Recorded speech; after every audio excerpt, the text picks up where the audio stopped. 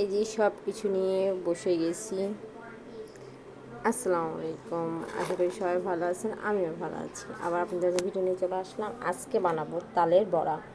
এই যে তাল নিয়ে নিয়েছি আর নিয়ে নিয়েছি নারকেল, দিয়ে দিব চালের গুঁড়া। এই যে এই বাটির এক বাটি চালের গুঁড়া দিয়ে দিলাম। এখন দিয়ে দিব গমের আটা,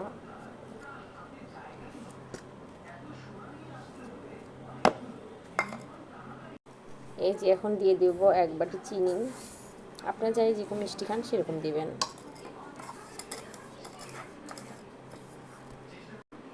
এই দিয়ে দিলাম গুঁড়া দুধ এক প্যাকেট, 10 টাকা দামের গুঁড়া দুধের এক প্যাকেট দিয়ে দিলাম। এখন সব কিছু মিক্সড করবো ভালোভাবে, সব কিছু একসঙ্গে মিক্সড করবো। এই যে একবার ফেটা হয়ে গেছে।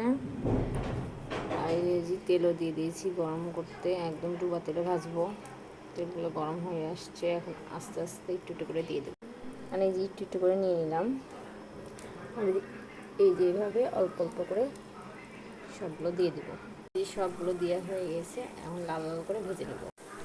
এই যে সুন্দর এক পিঠ হয়ে আসছে, ফুলে ফুলে উঠছে। এই যে এখন সবগুলো উল্টে উল্টে দিব, দুই পিঠে সুন্দরভাবে ফুলে ফুলে হয়।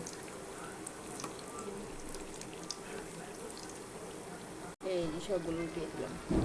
এই যে হয়ে গেল তালের পিঠা, তালের বড়া। যদি ভিডিওটা ভালো লাগে লাইক কমেন্ট শেয়ার করবেন আর পাশে থাকবেন।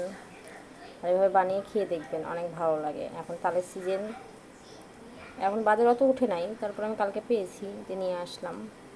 খেয়ে দেখবেন, অনেক ভালো লাগে। সবাই ভালো থাকবেন, সুস্থ থাকবেন। আল্লাহ হাফেজ। আর সবাই আমাদের দোয়া করবেন।